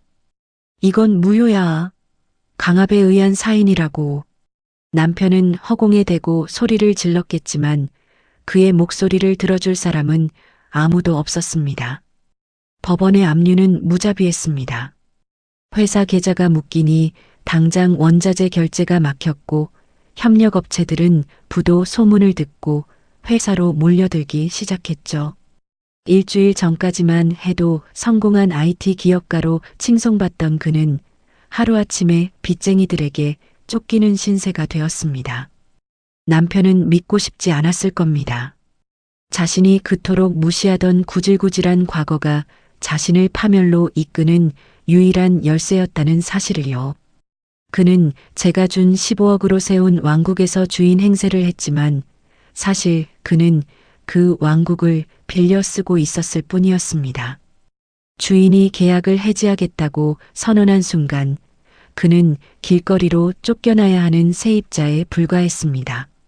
저는 호텔 테라스에서 시원한 바람을 맞으며 차를 마셨습니다. 미니 언니에게서 메시지가 왔더군요. 지수야, 압류 절차 완벽하게 끝났어. 남편 쪽에서 변호사 선임하려고 난리라는데 이 공증은 깨기 힘들 거야. 저는 메시지를 확인하고 조용히 미소 지었습니다. 아버지, 보고 계신가요?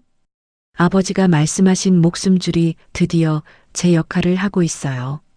남편은 이제 깨달았을 겁니다. 그가 저지른 배신의 대가가 단순히 이혼 도장 하나로 끝나지 않는다는 것을요. 그는 이제 자신이 가진 모든 것을 잃게 될 것입니다. 돈, 명예, 그리고 그가 그토록 자랑스러워하던 사업까지도요. 그가 저에게 했던 폭언들, 너만 보면 숨이 막혀라던 그 잔인한 말들이 이제 부메랑이 되어 그의 목을 조르고 있었습니다. 집안은 온통 아수라장이 되었겠지요. 압류 딱지가 붙은 가구들 사이에서 남편은 넋을 잃고 앉아 있을 겁니다. 그 화려하던 거실 조명도 폭신하던 소파도 이제는 그의 것이 아니었습니다. 미나는 이미 명품 가방 몇 개를 챙겨 밤중에 도망칠 궁리를 하고 있었겠지요. 배신으로 쌓아 올린 관계는 배신으로 무너지는 법입니다. 남편은 아마 밤잠을 설치며 제 이름을 불렀을 겁니다. 지수야, 내가 잘못했어. 한 번만 봐줘. 하지만 그 목소리는 저에게 닿지 않습니다. 제가 일주일 동안 침묵했던 이유는 그가 가장 높이 올라갔을 때 가장 깊은 바닥으로 떨어뜨리기 위해서였으니까요. 성벽은 이미 무너졌습니다.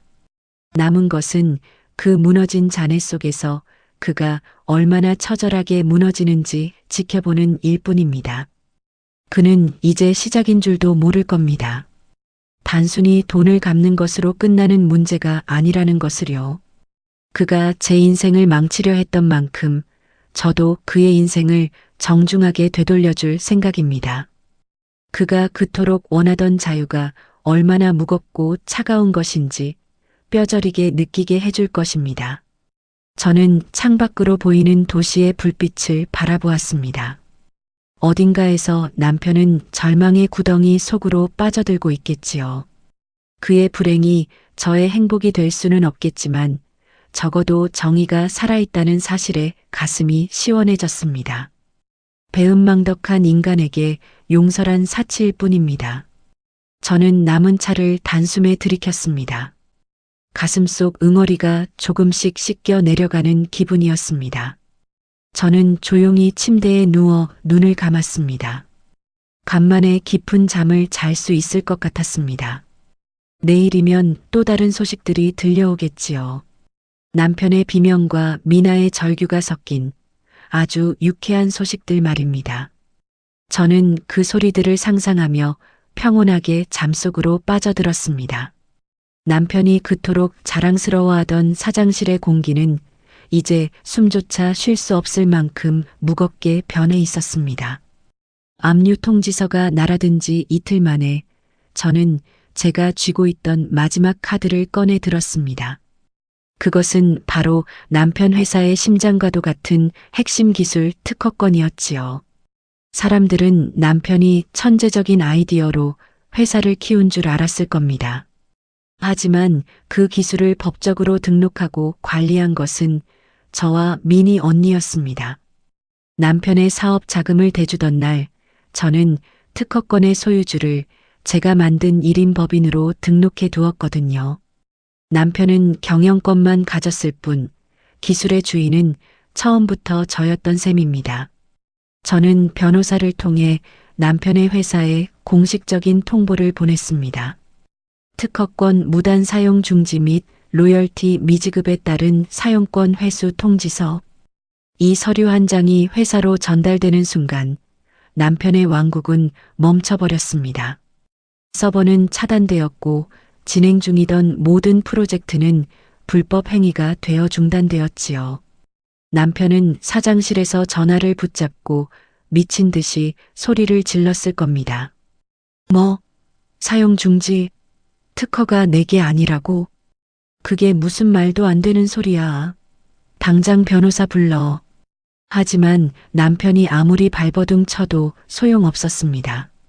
그가 직접 서명하고 인감까지 찍었던 그 서류들이 법적으로 완벽하게 저를 보호하고 있었으니까요. 직원들은 동요하기 시작했고 투자자들은 위약금을 물어내라며 회사로 들이닥쳤습니다. 남편은 이제 이름만 사장일 뿐 아무것도 할 수 없는 빈 껍데기 신세가 되었습니다. 돈줄이 완전히 막히고 회사가 마비되자 가장 먼저 본색을 드러낸 건 미나였습니다. 그녀에게 남편은 성공한 사장님일 때만 가치가 있는 존재였으니까요. 회사가 망해가고 계좌가 묶이자 미나의 태도는 180도 달라졌습니다. 자기야, 나 머리가 너무 아파서 좀 쉬어야겠어. 돈도 안 나오는 회사에 내가 왜 앉아 있어야 해? 미나는 남편의 비참한 얼굴을 보며 차갑게 쏘아붙였습니다. 남편이 채무자들에게 시달리느라 정신이 없는 틈을 타 미나는 은밀하게 움직였습니다. 그녀는 남편이 비상금으로 서랍 깊숙이 숨겨두었던 마지막 달러 뭉치까지 찾아냈지요. 남편이 잠시 자리를 비운 사이 그녀는 남편의 지갑 속에 남은 소액의 지폐들까지 싹쓸이했습니다. 그리고는 미리 연락해둔 다른 젊은 남자와 함께 공항으로 향했습니다. 외국으로 도망쳐서 호의호식하며 살 생각이었겠지요. 하지만 하늘이 돕는 것인지 남편은 미나의 수상한 움직임을 눈치챘습니다. 뒤늦게 금고가 빈 것을 확인한 남편은 미친 사람처럼 공항으로 차를 몰았습니다. 자신의 모든 것을 바쳤다고 생각한 여자가 자신을 배신했다는 사실에 눈이 뒤집힌 것이죠. 공항 출국장 앞 화려한 차림으로 다른 남자의 팔짱을 끼고 있던 미나를 발견한 순간 남편의 이성은 완전히 끊어지고 말았습니다. 이 나쁜 년아, 네가 감히 나를 버리고 도망가. 남편의 고함이 공항 대합실에 울려 퍼졌습니다. 사람들의 시선이 쏟아지는 가운데 남편은 미나의 머리채를 거칠게 잡아챘습니다. 내 돈 내놔. 그 돈이 어떤 돈인데 네가 가져가. 미나도 가만히 있지 않았습니다. 그녀 역시 남편의 머리카락을 움켜쥐며 표독스럽게 소리를 질렀지요. 이거 나. 이 늙고 능력 없는 영감탱이야. 네가 돈 많다고 꼬셔서 내가 만나준 거지. 빈털터리 주제에 어디서 행패야? 더러운 손 치우라고. 경찰 불러. 이 사람이 나 때려요. 두 사람은 바닥을 뒹굴며 추악한 난투극을 벌였습니다. 한때는 서로를 위해 별이라도 따줄 듯 달콤한 말을 주고받던 연인이었죠. 하지만 이제 그들은 서로의 머리채를 쥐고 가장 원색적인 욕설을 내뱉는 짐승이 되어 있었습니다. 미나와 함께 있던 남자는 상황이 불리해지자 미나를 버리고 이미 군중 속으로 사라진 뒤였습니다. 도와줘. 자기야, 나 좀 도와달라고. 미나가 울부짖었지만 돌아오는 건 남편의 싸늘한 비웃음과 거친 손길뿐이었습니다. 사랑? 젊고 예쁜 애랑 살겠다고? 그래, 네가 말한 그 사랑이 고작 이거였냐? 남편은 광기 어린 웃음을 터뜨리며 미나의 가방을 뒤져달러 뭉치를 빼앗았습니다. 경찰들이 달려와 두 사람을 떼어놓았을 때 그들의 몰골은 처참하기 그지없었습니다. 남편의 비싼 정장은 찢겨나갔고 미나의 화려한 드레스는 흙먼지로 뒤덮였지요. 공항 바닥에는 미나가 훔치려던 돈들이 낙엽처럼 흩어져 있었습니다. 그 광경을 지켜보던 사람들은 혀를 차며 수군거렸습니다. 세상에 저 나이 먹고 공공장소에서 뭐하는 짓이래. 남편은 경찰에 연행되면서도 미나를 향해 저주를 퍼부었습니다. 미나 역시 남편의 얼굴에 침을 뱉으며 악담을 멈추지 않았죠. 그들이 그토록 원하던 화려한 인생의 종착역은 경찰서 유치장이었습니다. 돈이 사라진 자리에 남은 것은 증오와 추악한 본성뿐이었습니다. 남편은 그제야 깨달았을까요?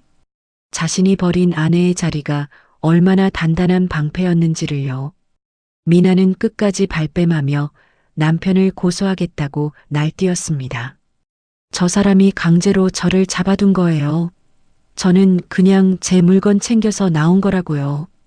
두 사람은 서로를 파멸시키기 위해 수단과 방법을 가리지 않았습니다. 저는 미니 언니를 통해 공항에서 벌어진 이 추문 소식을 전해 들었습니다. 전화기 너머로 들려오는 언니의 목소리에는 통쾌함과 씁쓸함이 교차하고 있었지요. 지수야, 정말 가관도 아니었대.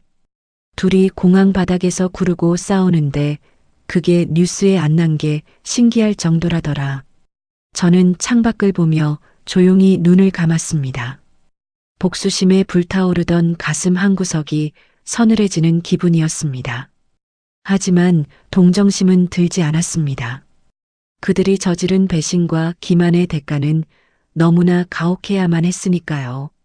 남편이 저에게 던졌던 그 모욕적인 말들, 젊고 이쁜 애랑 살련다라며 저를 쓰레기 취급하던 그 목소리, 그가 선택한 그 젊고 이쁜 결과가 고작 공항 바닥의 머리채 싸움이라는 사실이 실소마저 자아냈습니다.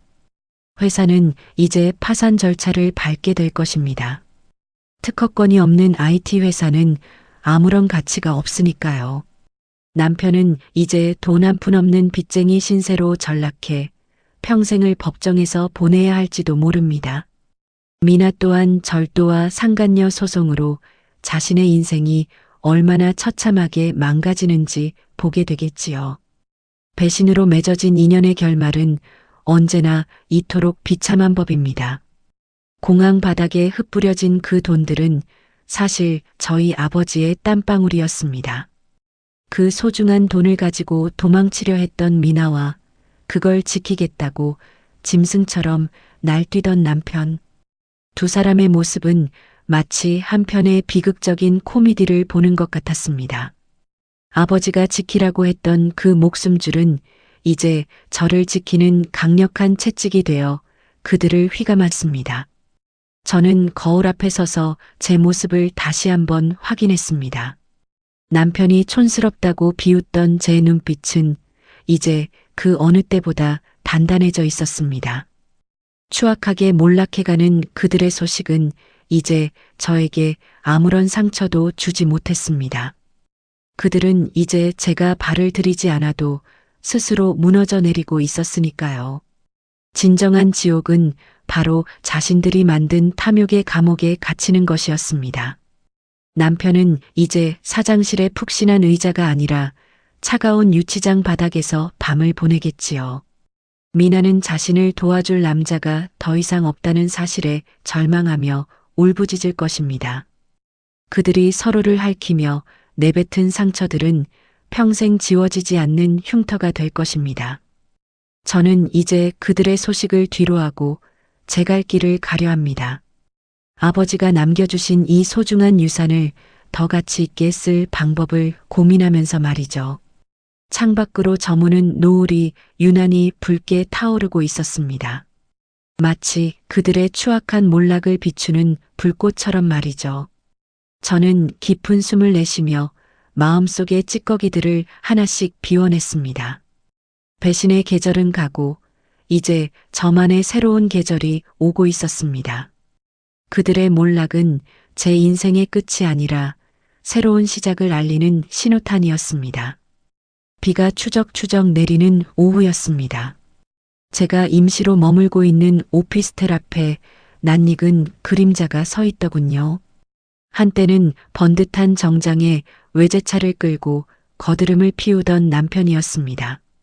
하지만 지금 제 눈앞에 있는 남자는 그저 비에 젖은 생쥐꼴을 한 패배자일 뿐이었죠. 남편의 비싼 정장은 공항에서의 난투극 때문인지 여기저기 찢어져 있었고 얼굴에는 멍 자국까지 선명했습니다. 지수야, 여보. 그가 저를 발견하자마자 털썩 무릎을 꿇었습니다. 차가운 아스팔트 바닥에 무릎이 닿는 소리가 제 귓가에 선명하게 들려왔지요. 지나가는 사람들이 수군거리며 우리를 쳐다봤지만 남편은 이제 체면 따위는 상관없다는 듯 제 바짓가랑이를 붙잡았습니다. 내가 정말 미쳤었어, 지수야. 그 계집애가 나를 그렇게 배신할 줄은 꿈에도 몰랐어. 나 정말 죽고 싶어. 당신 없으면 나 정말 끝장이야. 저는 그런 남편을 무표정하게 내려다보았습니다. 불과 얼마 전까지만 해도 저를 촌스러운 아줌마라며 밀어내던 그 당당함은 어디로 갔을까요? 남편의 손이 제 구두 위로 닿는 것이 소름 끼치도록 불쾌했습니다. 저는 한 걸음 뒤로 물러나며 차가운 목소리로 입을 열었습니다. 이거 놓지 못해? 어디서 이런 추태야? 남편은 눈물 콧물을 쏟으며 더욱 비굴하게 매달렸습니다. 여보, 우리 그때 좋았잖아. 우리 아이 키우면서 힘들어도 웃으면서 살던 그때로 돌아가자. 응? 내가 다 잘못했어. 그 돈, 그 회사 다 필요 없어. 그냥 당신 곁에만 있게 해줘. 그의 말 한마디 한마디가 너무나 가증스러워 헛웃음이 나왔습니다. 자신이 살기 위해 추억을 팔아먹는 그 비겁함에 치가 떨렸죠. 저는 가방 안에서 마시고 남은 생수병을 꺼냈습니다.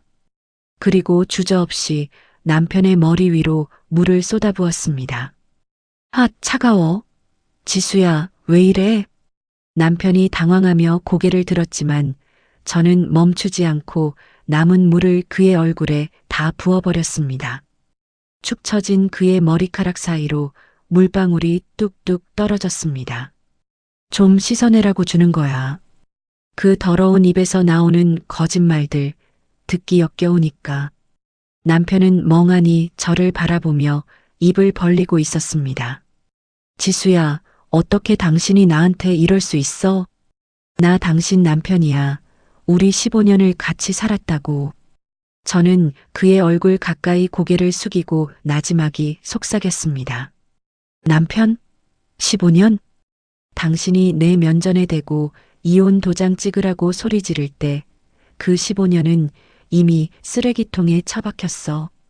아버지가 남겨주신 건물 팔아빚 갚아주니까 젊은 여자랑 살겠다고 나를 버린 게 누구였지? 남편은 할 말이 없는지 고개를 툭 떨어뜨렸습니다. 저는 그런 그를 향해 가슴속에 맺혀있던 마지막 일침을 가했습니다. 너희 둘 정말 천생연분이더라. 서로 머리채 잡고 싸우는 꼴이 딱 수준에 맞더군. 그러니까 억울해하지 말고 둘이 손 꼭 잡고 같이 지옥으로 가버려. 그게 너희 같은 인간들에게 어울리는 결말이니까. 그때였습니다. 미리 연락해두었던 미니 언니가 가방을 들고 제 곁으로 다가왔습니다. 언니는 차가운 눈빛으로 남편을 훑어보더니 서류한 뭉치를 꺼냈습니다. 여기 계셨군요, 사장님? 아니, 이제 사장님이라고 부르기도 민망하네요.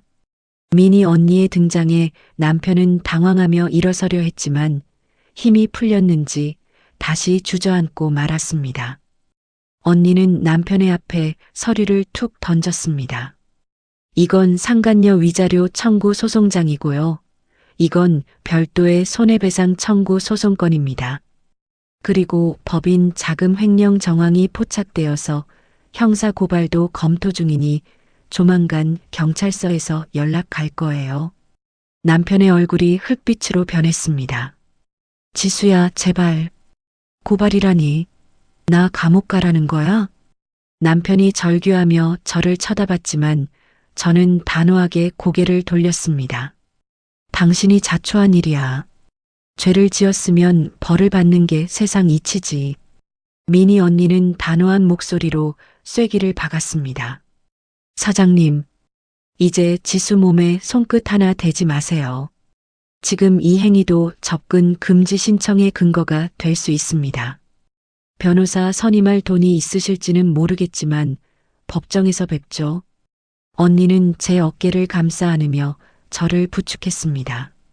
우리는 미련 없이 뒤를 돌아 건물 안으로 향했습니다. 지수야, 여보, 내가 잘못했어. 한 번만 살려줘. 뒤에서 남편의 비명 같은 외침이 들려왔지만 저는 단 한 번도 뒤돌아보지 않았습니다. 빗줄기가 굵어지며 그의 목소리를 씻어내려가고 있었죠. 엘리베이터 거울에 비친 제 모습은 그 어느 때보다 차분하고 고요했습니다. 복수란 이런 것일까요? 상대의 몰락을 보며 통쾌해하기보다는 그저 쓰레기를 제자리에 분리수거했다는 평온함이 찾아왔습니다. 잘했어, 지수야. 이제 정말 끝이야. 미니 언니가 제 손을 꼭 잡아주었습니다. 저는 언니를 향해 희미하게 미소 지었습니다. 응, 언니. 이제 더 이상 아프지 않아. 남편은 아마 밤새도록 그 비를 맞으며 서 있었을지도 모릅니다. 하지만 그가 맞는 비는 제가 흘렸던 눈물에 비하면 아무것도 아니었죠. 배은망덕한 인간에게 베풀 수 있는 마지막 친절은 법의 심판을 받게 해주는 것이라는 사실을 다시 한번 깨달았습니다. 남편은 이제 자신이 그토록 멸시하던 밑바닥으로 돌아가게 될 것입니다. 그곳에서 자신이 무엇을 잃었는지, 얼마나 소중한 사람을 배신했는지 평생 되새기며 살겠지요. 미나라는 상간녀와 함께 서로를 증오하며 말입니다. 저는 이제 그들의 소식을 더 이상 궁금해하지 않기로 했습니다. 쓰레기는 분리수거함에 넣었으니 이제 저는 제 삶을 깨끗하게 정리하면 그만이니까요. 차갑게 젖은 남편의 뒷모습이 건물 유리창 너머로 작게 보였습니다. 그 모습은 마치 한때 제가 사랑했던 남자의 잔상처럼 희미해져 갔습니다. 저는 가방을 고쳐 메고 앞을 향해 걸었습니다. 아버지가 저를 지켜보고 계실 것만 같아 어깨를 당당하게 펴고 말이죠. 지루했던 법정 공방이 드디어 막을 내렸습니다. 길고도 험난했던 시간이었지만 결과는 정의로웠지요. 상간녀를 상대로 한 위자료 청구 소송에서 완벽하게 승소했다는 판결문을 받아 들었을 때 저는 비로소 참았던 숨을 크게 내쉴 수 있었습니다. 남편에게 대여했던 15억 원과 그동안의 지연이자 그리고 회사의 핵심 자산들까지 모두 제 자리로 돌아왔습니다. 남편은 결국 모든 재산을 몰수당하고 빈털터리가 되어 법정을 나섰지만 저는 단 한 번도 그를 돌아보지 않았습니다. 이제 제 주변을 가득 채우던 소음들이 사라지고 고요함이 찾아왔습니다. 저는 아버지가 남겨주신 이 소중한 유산을 어떻게 쓸지 오래도록 고민했지요. 단순히 통장에 쌓아두고 호의호식하는 것은 아버지가 평생을 바쳐 일궈온 고귀한 노동의 가치를 훼손하는 일 같았거든요. 그래서 저는 새로운 시작을 결심했습니다. 아버지가 평생을 보내셨던 그 시장통 사람들을 돕는 작은 재단을 설립하고 어려운 환경의 아이들을 후원하는 사업을 시작했죠. 남편의 뒷바라지를 하느라 잊고 살았던 제 이름 지수를 걸고 시작한 첫 번째 사업이었습니다. 누구의 아내도 누구의 며느리도 아닌 오직 저 자신으로 서는 법을 배우며 저는 매일매일 새로운 에너지를 얻고 있습니다. 재단 사무실 창가로 비치는 햇살을 받으며 업무를 보고 있으면 가슴 한구석이 따뜻한 온기로 가득 차오르는 것을 느낍니다. 누군가에게 도움을 줄 수 있다는 것, 그리고 제 손으로 가치 있는 일을 만들어가고 있다는 사실이 저를 살아있게 하더군요. 주말이면 저는 혼자만의 시간을 만끽하곤 합니다. 예전에는 남편의 눈치를 보느라 엄두도 내지 못했던 소박한 여행을 떠나기도 하고 읽고 싶었던 책을 쌓아두고 온종일 카페에 앉아있기도 하죠. 누군가를 위해 음식을 차리고 세탁기를 돌리는 대신 오로지 저를 위한 향긋한 차 한 잔을 우려내는 그 짧은 순간이 얼마나 소중한지 모릅니다. 타인의 인정이나 사랑에 목매지 않고 제 스스로를 온전히 사랑하게 된 지금이 제 인생에서 가장 화려한 전성기가 아닐까 싶어요. 어느 맑은 오후 저는 꽃 한 다발을 들고 아버지가 계신 묘소를 찾았습니다. 바람은 부드럽고 하늘은 유난히도 푸르렀습니다.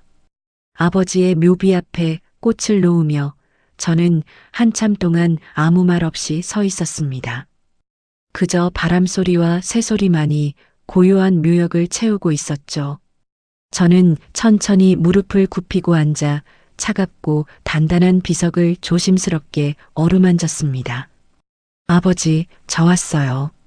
나지막이 내뱉은 제 목소리가 바람에 실려 멀리 퍼져나갔습니다. 아버지 덕분에 이겼어요. 아버지가 마지막까지 지키라고 했던 그 목숨줄이 정말로 저를 살렸네요. 눈시울이 뜨거워졌지만 예전처럼 슬퍼서 흘리는 눈물이 아니었습니다. 이것은 안도와 감사의 눈물이었고 과거의 상처를 씻어내는 정화의 눈물이었죠. 아버지가 평생 굽은 손마디로 읽어내신 그 보물, 이제는 세상에 더 귀하게 쓰이고 있어요. 남편 때문에 흘렸던 눈물보다 지금 제가 돕는 아이들이 웃는 모습이 더 크게 보여요. 저 이제 정말 행복해요, 아버지. 비석에 새겨진 아버지의 성함을 손끝으로 더듬으며 저는 마음 깊은 곳에서 울려나오는 고백을 전했습니다. 아버지가 시장 귀퉁이에서 구두를 닦으며 꿈꾸셨을 딸의 행복한 미래가 바로 지금 이 순간이라는 확신이 들었습니다. 묘소를 내려오는 길, 제 발걸음은 그 어느 때보다 가벼웠습니다. 뒤를 돌아보지 않아도 아버지가 인자한 미소로 저를 배웅해주고 계신다는 걸 느낄 수 있었죠. 남편이 그토록 경멸하던 구질구질한 과거는 이제 저에게 가장 단단한 자양분이 되었습니다. 어려움을 견디고 일어선 사람만이 가질 수 있는 그 깊고 진한 향기가 제 삶에서 풍겨나기 시작했으니까요. 집으로 돌아와 창밖의 노을을 바라봅니다. 붉게 물든 하늘은 마치 제 새로운 인생을 축복하는 화려한 커튼콜 같았습니다. 배신과 증오의 긴 터널을 지나 저는 이제 진정한 자유의 들판에 서 있습니다. 남편과 상간녀가 서로를 핥히며 지옥 같은 삶을 살아가고 있을 때 저는 평온한 일상 속에서 나눔의 기쁨을 배우고 있습니다. 이것이야말로 아버지가 제게 가르쳐주고 싶으셨던 진짜 승리가 아닐까요? 저녁 바람이 시원하게 거실로 불어옵니다. 저는 어둠이 깔리기 시작한 도시의 불빛들을 내려다보며 조용히 미소 지었습니다. 내일은 또 어떤 보람찬 일들이 저를 기다리고 있을지 설레는 마음으로 밤을 맞이합니다. 지나온 아픈 시간들은 이제 먼지처럼 털어내고 저는 오직 희망만을 품고 앞으로 나아갈 것입니다. 제 곁에는 여전히 아버지의 사랑이 함께하고 있고 제 안에는 저를 지켜낼 강인한 힘이 있으니까요. 아버지, 저 지켜봐 주세요. 아버지가 자랑스러워 하실 만한 딸로 정말 멋지게 살아갈게요. 혼잣말을 중얼거리며 저는 거실에 불을 켰습니다. 환하게 밝아진 방 안처럼 제 인생의 이막도 이제 눈부신 빛으로 가득 차오르고 있었습니다. 저는 침대에 누워 깊고 단단한 잠 속으로 빠져들었습니다. 내일 아침이면 저는 또다시 가장 행복한 모습으로 눈을 뜰 것입니다. 저는 이제 정말로 행복합니다.